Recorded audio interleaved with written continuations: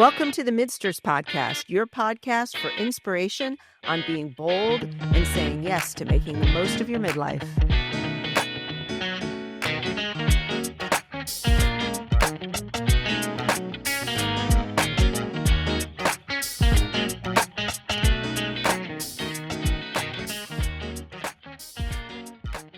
So, Marianne. Yes.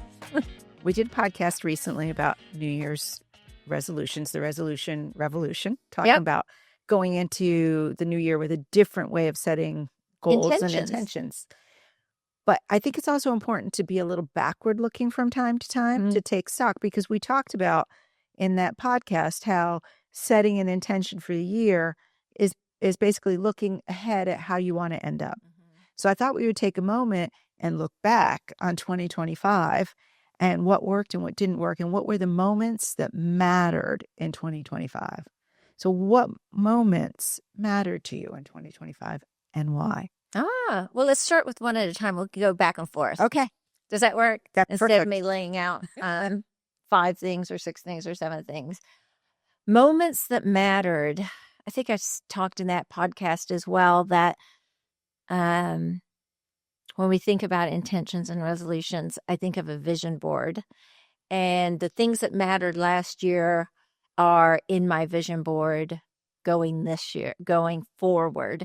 So I've tried to look at the past, like you said, and think of those things I want to bring forward, things that mattered that are going to even matter more. And the one that comes to mind first is the fact that my son got engaged last year. And when I think about that moment, of course, I was over the moon for him. So in love his fiance, Cassie, but I couldn't help but think it was the beginning of a future that's going to be so different. Like a new generation is starting. And on the vision board, I would think about things about me, and of course, being relationships with my children and my husband, my friends. But now I have this new daughter-in-law that's going to be on the scene. And so that mattered because all of a sudden my future has changed in such an incredible way. And so is my family. It's not just my immediate family anymore. My family's expanding, and there's so much beauty in that. And you get to be a girl mom. And I get to be a girl mom. That's amazing. You know I'm all over that. I'm all over that. You know, it's interesting. I have a kind of a similar but slightly different, so family-oriented 2025 moment. And that is my daughter going to London. She moved to London in September. And I think that really inspires me and makes me happy because I always wanted to live abroad. Circumstances were just in my life, the path that my life took, that was just not an opportunity that I've had. Maybe I'll have it still, but I doubt it.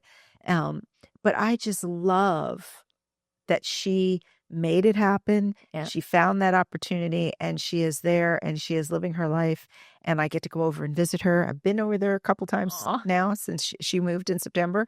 And it's an inspiration to me that I can see my children and my son as well. Of course, he doesn't live abroad, but just see them moving forward in their lives in a fulfilling way. It just makes my heart sing, and it made my year great. Isn't that wonderful? Okay, I have to say the 2 things that mattered that we just spoke about, one each, were about our children. Yeah. I think I have to take pause in that for a minute. What a gift. It's kind of the core of everything. What a gift. Yeah. Yeah. It wasn't, I just thought about that when you brought up your daughter. I was like, well, I chose my son. That moment. I think I like that. Okay, let me think of another one, since we're going back and forth. Another moment that mattered was my husband made the decision to rewrite his future. And when I say that, he's been an entrepreneur and had really good business that he has loved. And he is taking the step towards retirement. And that's a moment that matters because now our life looks different. Like what is our life going to be about now? especially his. And it'll be beautiful. He's just always worked. So to watch that and to see that and to be excited, both of us to be excited about that moment is precious to me. I never thought I would see it because he loves his work. Robert loves his work. Yes, he's so passionate about it. And it's such a part of his personality. It is. It is. It worked out so wonderful. There is an incredible woman that works for him that he hired right out of law school, and she is very deserving of this. And so she's going to take over the business.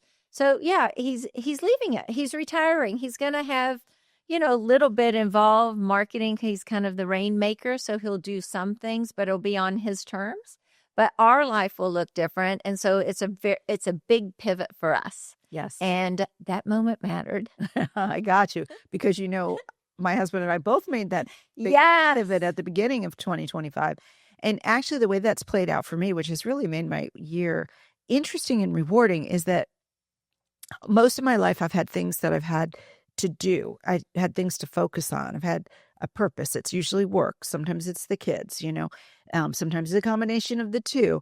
But your life is set for you. You have to get up and go to work every day. You have to get your kids to and from school every day. And there's a rhythm and a plan and a program that you're part of. And once I retired, there was no program. Right. Don't have kids at home. Once I didn't have a job, it's like suddenly you're thrown into this new world where you can do anything. And I will say it is frightening for a lot of people. I have friends right now who are contemplating retirement, and they're like, but what will I do? And I get that. I did not approach retirement with a sense of fear. I approached retirement with a sense of or an expectation of possibility. And I have leaned hard into that this year. There is nothing that has crossed my path that I can think of that I didn't say yes to. Right. Some of those things have fallen by the wayside. Early on in my retirement, I was asked to work on a board for an organization in my hometown, and that just didn't really work out for me. So I eventually left that. But most of the things I've done have borne fruit in one way or another. Mm-hmm. And it's just so great to be able to say, oh, I want to try that. Oh, I think I want to try that. Yeah. Oh, I'm going to join that. And just see where it goes and look at all the possibility instead of being committed to a program. Leaving roles behind, it's liberating. It's amazing. And you wonder what you're going to do. But then, and I think this has happened to you. So I as you know, I retired a couple of years ago after COVID. I was a nurse and all of that. But I feel your joy for sure. And the saying yes. So you've said yes to things that you've come up with that you wanted to do, but also that people have asked you. And I think those internal ones, like the things we want to do that we actually allow ourselves to do, you have to be brave in it, because both of us come from a place where we will take a little bit of risk, but we also like personal growth. The podcast has been one birth out of it, right? For sure. And then I went and got my captain's license. And that was big too. I love watching you because I was like a couple years ahead, because you do a lot, but you're energetic. But you also, I would say you curate, and we've had a podcast on curating our lives. You've gotten very good at curating how you want your life to look. I think what happens is when you start exploring different possibilities and you talk about the things that interest you and you connect with people who are engaged in the kinds of things that interest you, the opportunities that come your way tend to be the right ones for you. Right. And I found that happening a lot this year. Like, it's not just sort of random things, but they're all things that they fit me well.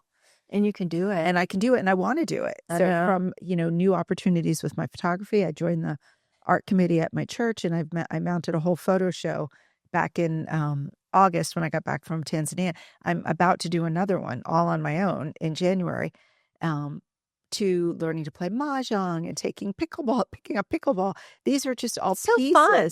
And they all create communities. Yeah. Which I think is maybe why they're so great. Right. I think so too. And I think that, as we're going through different stages of life, retirement definitely is a stage. So there's midlife, where we're shedding some roles in parenting and things like that, and later midlife. But we see the excitement of that in other women around us and in our age group, and we want to do more. We see the enthusiasm that people have by taking on things that bring them so much joy. This podcast has brought me lots of joy. Me too. And I wouldn't have done it had I not been in this stage of life and being brave and saying yes and having some big, huge nudge over here. Having a good partner makes a big difference. Another thing, I think, a moment that mattered, and it's kind of been evolving probably over the last couple of years, but last year was definitely a big moment for me. I have really learned to settle into myself. And it's wonderful. Like, I feel like I know who I am, still learning, without all the roles. Knowing who I am, not in the parenting sense. Knowing who I am, not in the spousal sense or in the work sense. I am talking stripping all of that away and sitting in myself and who I actually am. It takes me back to my childhood because we don't take on roles, right? When we're so young, we're just a kid. And I am finding no reinvention, none of that. It's just who I always was. But now I have time to explore that and to think in that. And that was a real moment for me. And it's given me a lot of excitement, but also calm and peace and personal growth. I feel like good. It feels good. I'm a better person to myself and others. And I am proud of who I am. I don't know that I was before because I beat myself up how I wasn't always the best parent or the best, all these other things. And I just don't have that now. I don't know what it is, but it is wonderful. It's care of self. It is. And recognizing ourselves. And recognizing, right? And that ourselves need our attention. Yeah. And it's okay to give it to them. It's interesting. I played Mahjong last night with a group of friends, and one of the women is debating retirement. And I'm paraphrasing here. I hope I don't get her wrong, but basically what she said was she's always had, she had her kids. She was a mother to her kids. She took care of her kids. She has her husband, and she's a wife, and she takes care of her husband, and she's a lawyer, and she has her job, and she takes care of her work. And she said she didn't know what to do in retirement because what would she focus on? And I said, wow. Why not focus on you? Why not focus on you for a change? She was like, I never thought about that. But what you're saying is the reason why people should focus on themselves. To feel settled in yourself, it's kind of amazing. Yeah. And to think that I was settled into roles before. And they were important roles. I'm not diminishing the value of any of that. And of course, myself and my personality was there, but it is different. It is almost like a childhood. I can't explain it. But I hope our listeners will sit and do that because there's a lot of beauty, I think, in that. Absolutely. And I will say, I think I'm a better friend to people in this stage because I don't have all those other commitments. You've always been a good friend. Oh, well, thank you. But I think I can even be a better friend now because I know myself and not that it's advice, but the conversations and the discussions about really important things is more authentic in a way because you have time to really think about it. It's a less cluttered self. And we've talked about this before. It's easier to be present when you don't have as much to distract you. Yeah. I think this whole conversation is interesting to me because, and for the benefit of our listeners, we didn't plan any of this. This is literally... Oh, no, we just sat down and said, what are we going to talk about? We'll talk about this. But I find it fascinating, and maybe it's the mark of a good partnership, but there's a lot of parallels between the things that we're highlighting from each of our respective years. Yeah. So for me, it's not so much the settling into sense of self, but the desire to explore a little bit more. When I was in Tanzania this summer, I had a conversation with one of the other people that I traveled with, who's a longtime friend from church. And she suggested getting a spiritual director. Because one of the things that I've found has happened this year since I've retired, I have always felt or had a longing to explore and understand my purpose in life. Not the work purpose or the being a parent purpose, Right. but the deeper spiritual purpose. And that's one of those things that it's just not something we mostly focus on. And I don't mean to belittle church. I go to church. I think church is great, but church is a routine. It's not really, for me, it hasn't been a place where I more deeply developed that sense of spirituality. That needs to happen on the outside. And so when my friend suggested this, I thought, oh, that's a good idea. We have a mutual friend who has a spiritual director. Yes. And she and I then discussed it. I got some ideas from her as well. And I did, in fact, find in 2025 a spiritual director. That's wonderful. And I met with her once. We are an incredible, when we were talking, it was like, this is so meant to be, because there were so many parallels between our lives. I was like, okay, this is definitely the right fit. And that's something that finding her and committing to the idea that I'm going to spend a little more time thinking about what is the universe telling me about what I should be doing? What is God telling me about what I should be doing is really important to me. And that will be something I take into 2026. But it was an outgrowth of my conversations and activities in 2025. A moment that mattered. A moment that mattered. I love spirituality too. And I think we do sit in it a little more at our age, just because we have less commitments and other things, and our mind just goes there. I love the word spirituality. I love that you have an advisor. I've never really thought about that, though we've talked about it. But when I think of spirituality, and this is a moment too from last year and the year before, and when I was talking about settling into myself, when I think of spirituality, I can't help but just pull apart the word spirit and my spirit. So not just a godly spirit, but where's my spirit? So my spirituality definitely was more in where is my spirit, not so much in association with a higher being. But I do like that. And I know that I have actually noticed your spiritual journey, and maybe you've noticed mine too, in this past year. I mean, you took some adventures and some trips that tapped into a sense of spirituality for you, and you've shared that in previous podcasts. So I would tell listeners to listen to some podcasts, and you'll see hear what I mean about that with Leslie Ann. And that's been a beautiful moment for you. And it will continue to be. Okay, let me think of another one. We were going to try and do 5. I think we've done 3 each. Other moments. I think the other thing for me that would have been a moment was that light bulb moment to really embrace the tiniest little things, the little moments in my life that changed my outlook. Not just outlook, but the way I live life. And it could be as simple as sitting and having coffee with a friend and being present in that and listening to that and not thinking that I have a load of laundry or I've got to run in my car and run errands. It's taken all these years and having no job and having time and appreciating life and having gratitude in the big things as well for me to really sit and think, you know what? I'm not letting this moment go. I'm going to hug this person another 30 seconds. I am going to live in this moment. But we live such rushed lives. Then we get to a point where we realize the rush is not worth it. Right. That life is not a race. I'm not chasing anything. I'm going to savor. And so I did come to a realization. And it was little moments that I just chose to sit in. So I think that was an important thing for 2025 for me. Yeah, it's an understanding of self that's really important, and awareness. Yeah. Yeah.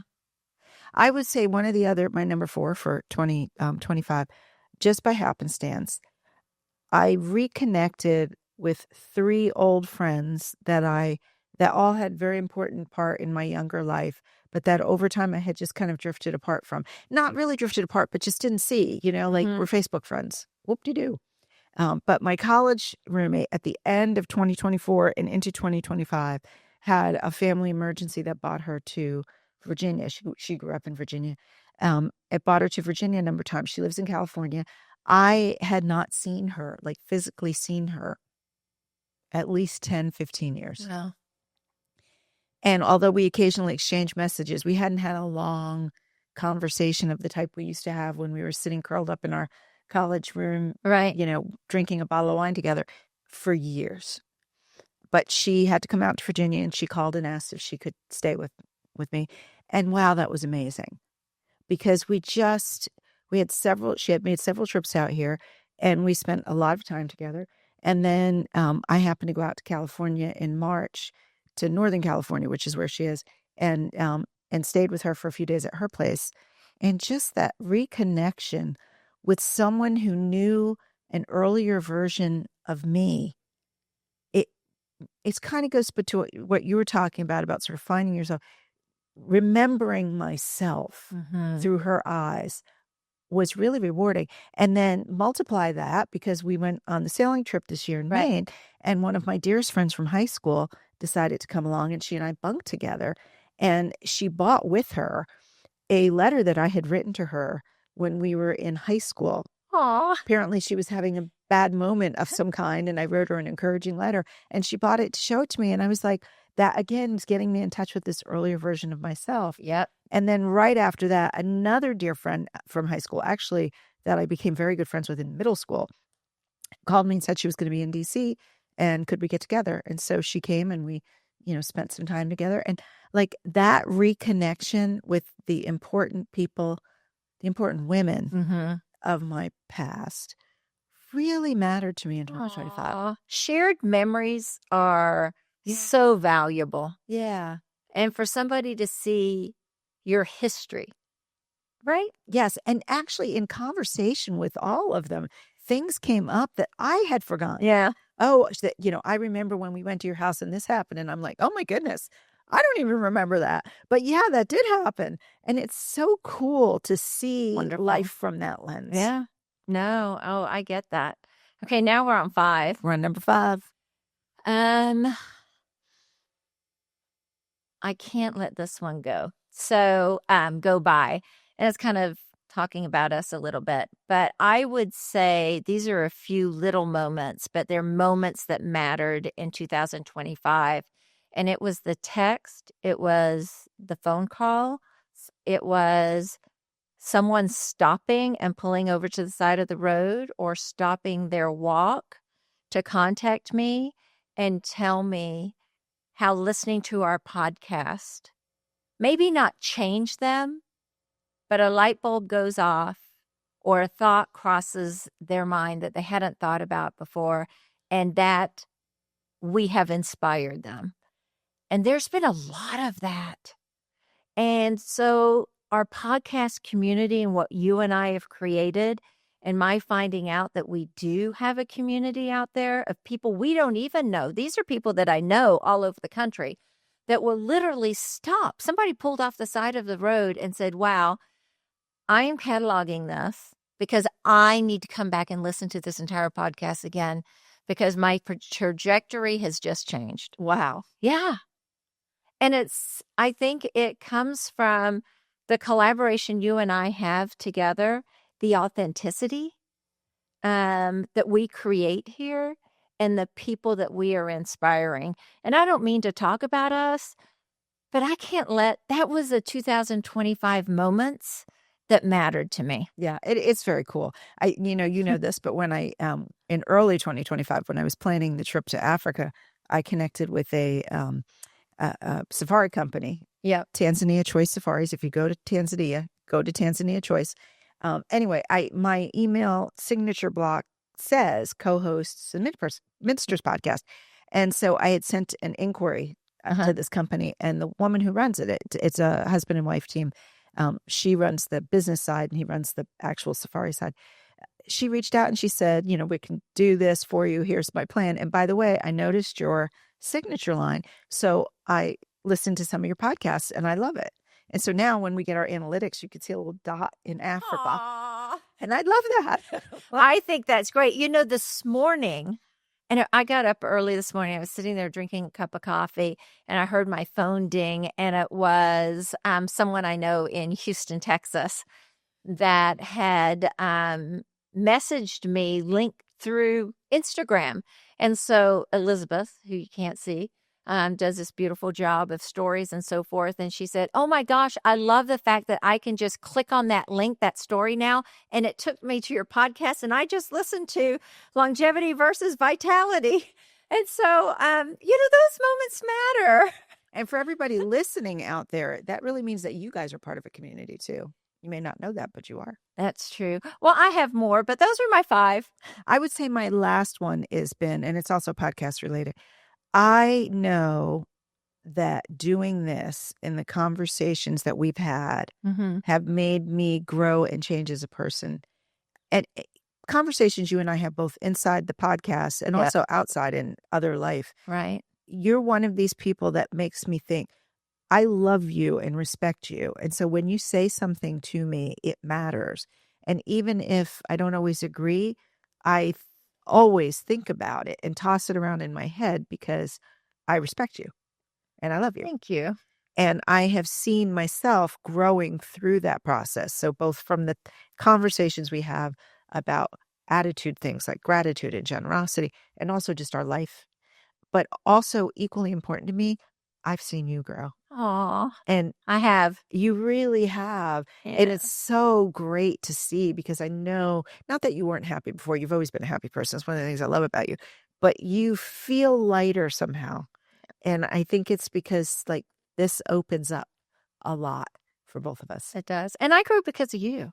Yeah. It's wonderful. It's a great thing. Yeah, it is. And we do have a third person here that I grew with as well, which is Elizabeth behind the mic. And she asks questions and she challenges us. But watching you this year, you've had a lot of balls in the air with your family, and your career is like, wow, it's blossoming. Not even talking about this podcast. What you're doing with the Saint Society is amazing. And I don't know, you usually ask us questions, but I want to ask you a couple of questions. Or I want to ask you one question. It might have a couple of answers, and Leslie Ann might have one. We're talking about ours. What moments mattered to you in 2025, Elizabeth? Because you've had a lot going on, and I've seen like your professional growth, and you obviously, I mean, you were in the Ghost of Shepherdstown. I mean, you have defined your own career prior to the 2025. But I've seen, I didn't know you back then, but I can see. But this year, you've been inspiring to me too. I appreciate that so much. And first and foremost, I just want to say it's been a true joy to be a part of this podcast. You have both made my journey into midlife much smoother. Aw. You've made me feel like I can redefine myself. I can be my own person. I can set a new chapter that's exciting, that doesn't feel like I'm dreading. And I think that that's so important for a lot of young women, moms to hear as they're entering their 40s. I know I get a lot of inspiration from your podcast, so it's a true joy that you have me be a part of the project. And 2025 for me was an interesting one. There were a lot of personal challenges, particularly in family. But I will say that, and like I said, listening to your podcast has really helped. I've made it a point to start yesing myself more and forcing myself to do the things that I've been putting off, because it's so easy, particularly as a mom, as a wife, to say, I can't do this for myself today. You sacrifice your own time, and you find yourself doing that not only days, but weeks and months, and they'll pass. And last year I started saying to myself, no, I'm going to do this thing. I'm going to start doing the projects that I've been wanting to do, because if I don't do them now, they will never happen. And I know that my happiness is tied directly to making sure that I'm pursuing the things I want to do in this life. It's directly tied to me being a better mom, being a better wife as well. And I think, 2025, that was really important for me to understand. And this year, I'm just doing it. I'm going to do it all. That's awesome. Fantastic. Awesome. I love it. I think that was a good recap of 2025. I think so too. Thank you. If our listeners take a moment and recap their own 2025 as they head into the beginning of 2026 and find all the things that were great and inspiring and propel you forward. And while you're being propelled forward, don't forget to go onto our YouTube channel and subscribe.